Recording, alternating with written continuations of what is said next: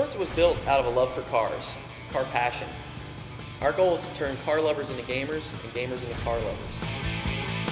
Forza is a huge game, it always has been. It's even bigger this time around. We have over 400 cars from over 50 manufacturers, over 100 tracks, new car types. There's over 100 new cars that have never been seen in a Forza version before. We've got SUVs now, down to classic cars, as well as all the hot new models that have come out since Forza 2 launched, including the hot new Audi R8 V10.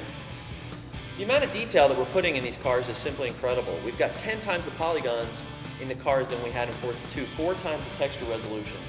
We're modeling every little detail in these cars. You can see tread blocks, tearing of the rubber on the tires, the little backup sensors in the bumpers. We've got the 24 LED lights in the headlights of the Audi R8 that signify Audi's connection with the 24 Hours of Le Mans. Valve stems, just incredible level of detail. Again, it's important to get all this just right because this is a game about car passion. Looking at cars, driving them, tuning them, painting them, racing them. The cars need to look real, they need to feel real, they need to sound real. And with this level of detail, it's pretty hard not to have a beautiful car like this tug at you.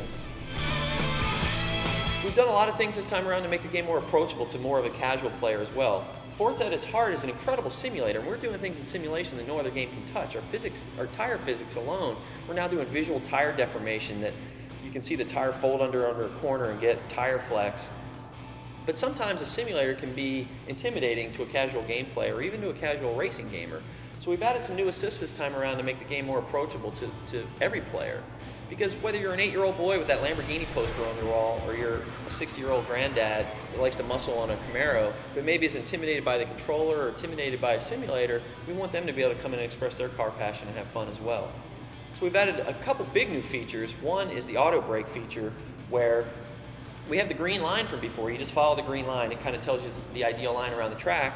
You can just drive holding the throttle pinned on the controller, and all you have to do is move the thumbstick to follow that line.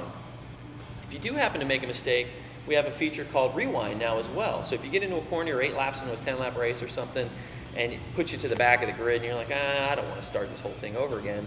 You just hit the back button and it rewinds some amount of point in time. It's really cool. Then you can pick up from that point in time again and it saves your race. You don't have to redo the whole thing. Or if you just missed out on creating a really cool visual moment by damaging some cars or spinning out, you can rewind and try it again and see if you can get it to happen even more spectacularly that time around. As I mentioned, over 100 tracks this time in Forza. We've got real-world tracks, fictional tracks. This is a track that's set on the southern coast of Spain in Montserrat. Fictional environment that we created. Real tracks, while they're very fun to drive, oftentimes are not very interesting to look at because they're designed to be safe for real race car drivers. And we're not very concerned with safety in a video game, so we can have a lot of fun with visual direction and style in each of these tracks. They're designed to be fun to drive, beautiful to look at, and very immersive experience for players. So let's jump in and take a look at one of the new tracks in Forza Motorsport 3, Camino Viejo. Here you get a look at some of the new tech. It's amazing what we're pushing through the Xbox 360 this time around. This is our second time developing on this platform. We're really getting the true power out of the box now. Here you see our high detail car roll up to the grid. We're modeling things now like tire flex. The tires actually flex visually under load, under cornering loads.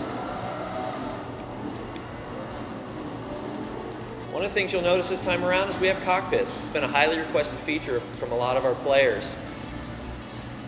It's a huge investment for us, but it makes a lot of sense. Cars are cool inside as well as outside, and we've done this for all 400 plus cars in the game, have this level of detail. Again, here you just see the incredible level of detail in the cars, accurate reflections.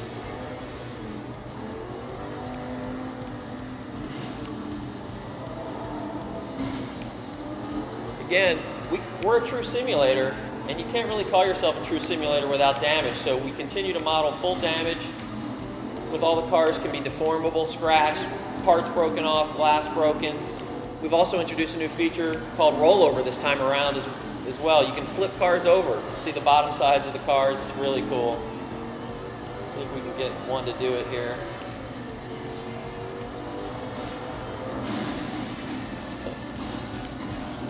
Pretty cool immersive experience.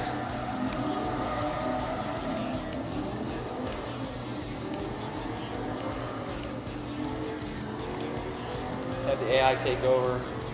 Again, you're seeing the beautiful countryside here. It's set in the southern coast of Spain in Montserrat. We sent a team of game developers out there to capture all the details of this area. Even though it's a fictional track, it's a real setting and it needs to be believable. We've created a whole backstory for this track environment, how it came to be, so that we can make creative decisions that are in line with that along, and it makes sense. It's that much more immersive and impressive to look at.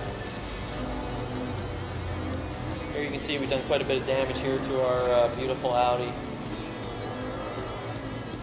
We've improved the AI system from Forza 2 this time around. Much more human-like behavior. We've created this pressure system where you'll start to see, you may have already seen some of that, where you start to get close, they'll start to exhibit human-like behavior. Whereas you get close to the back of them, they're more likely to make a mistake, depending on what you've done to them in the race prior. So as you start to pressure them from behind, you'll see them maybe come offline. Creates for some interesting moments. You'll be chasing some cars, he might hang a couple wheels off into the grass, or he might spin out or make a mistake or something like that. They'll do that with each other as well. And occasionally you'll see the cars like make mistakes with each other and spin off. It makes it feel like you're playing against real people. It's a lot of fun.